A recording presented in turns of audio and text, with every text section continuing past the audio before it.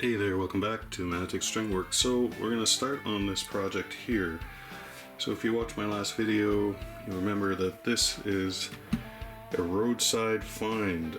This parlor guitar, Oscar Schmidt, a buddy of mine found it and asked me to do something with it. So I think I am, and I decided I'm going to try and make an octave mandolin. I don't know if it'd be a real octave mandolin, but maybe a Mando guitar, octave Mando guitar, I don't know, whatever you want to call it, but I think it should be pretty fun.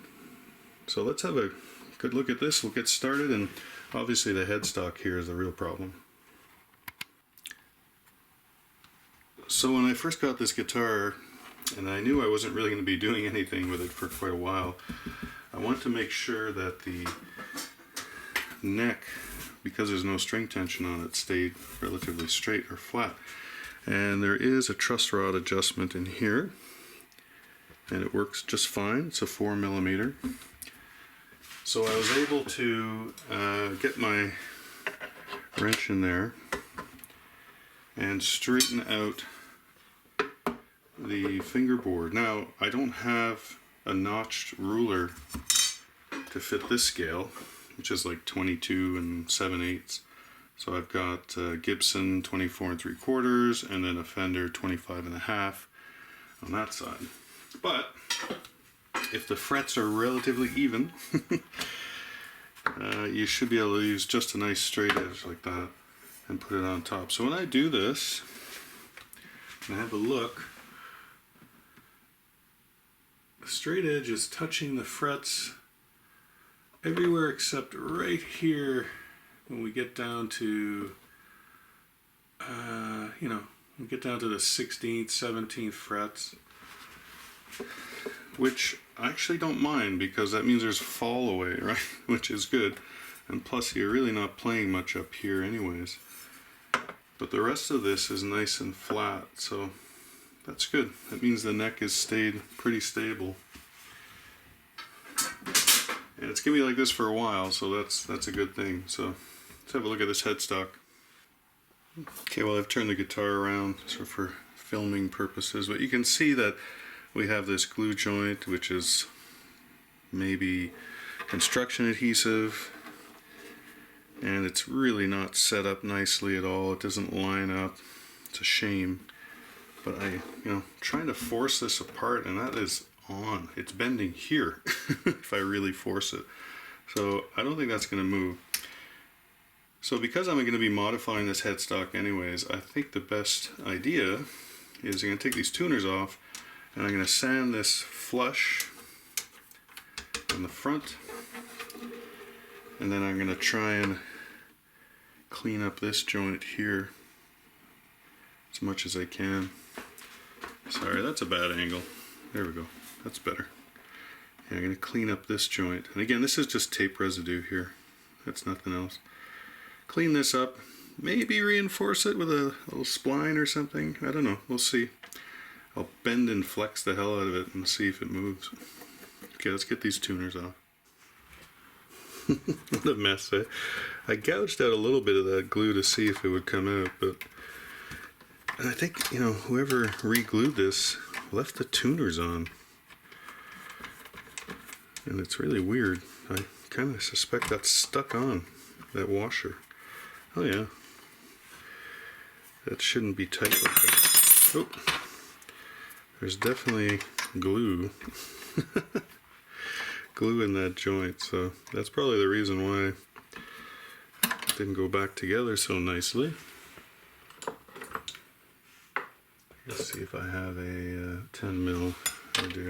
There we go. That'll be easier. See, I hope this thing isn't stuck, glued in there forever. Holy. I definitely couldn't turn that by hand. Ugh. Come on.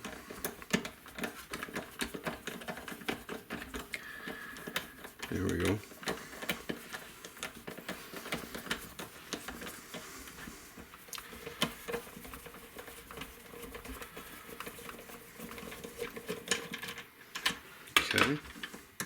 Oh yeah, they're stuck in there.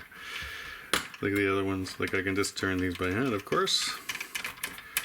They're all loose. That is going to be interesting. Yeah, so that just comes off. Okay, let me get these off and then we'll come back to these glued ones.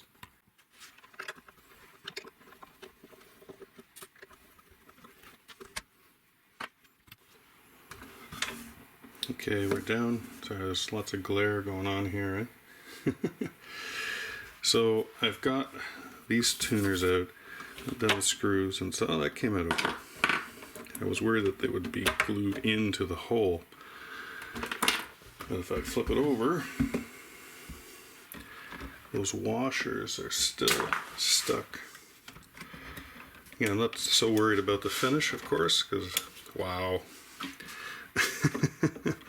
If you ever ask yourself the question, does construction adhesive really work well?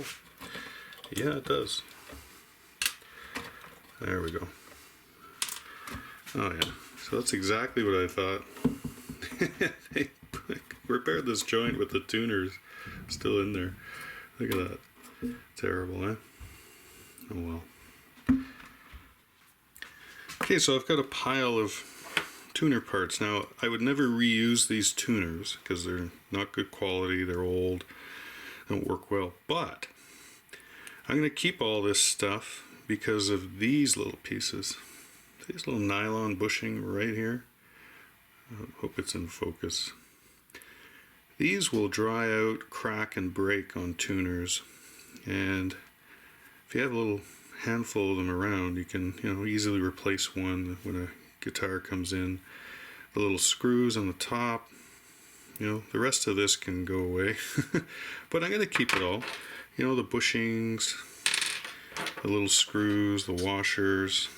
I'll keep them in a bag and just be some spare parts, Aren't we all hoarders? People who work on guitars. Got the tuners off.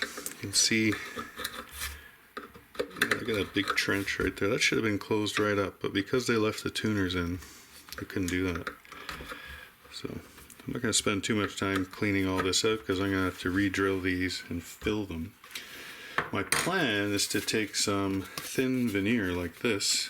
So this is some bird's eye maple. Got a nice figuring on there. And overlay the headstock with that. So it'll go nicely just right across. And then we'll have a nice bird's eye maple headstock. And I am going to reshape this headstock a little bit too. I want to look more like a classic sort of mandolin with a scroll top. So I'll probably be cutting this straight across and adding a piece of decorative piece there. But that'll be in the next video. Tell me what you think of this bird's eye maple. Hope you can see it. It really shimmers, eh? Look at that. And it sort of matches that flame top that's on this guitar. If I scroll down here, it's not a computer.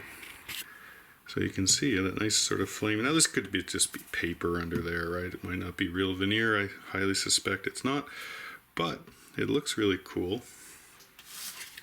And I think that, going with this bird's eye here will complement that a little bit too, up at the headstock.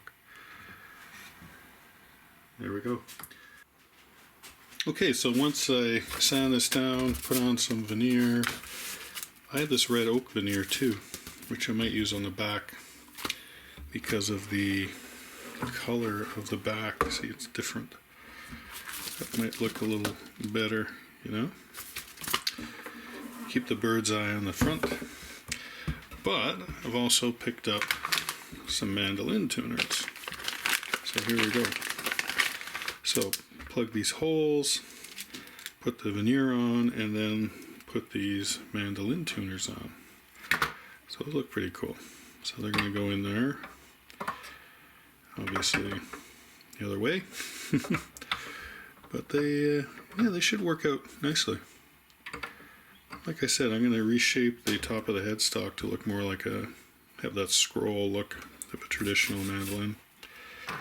So yeah, there you go. I think that'll look pretty good. So stay tuned. Next video I'll sand this. Maybe we'll be re-veneering and see about positioning the tuners. I'll probably use that first hole as a reference. Okay, thanks for watching. We'll see you in the next one. Bye for now.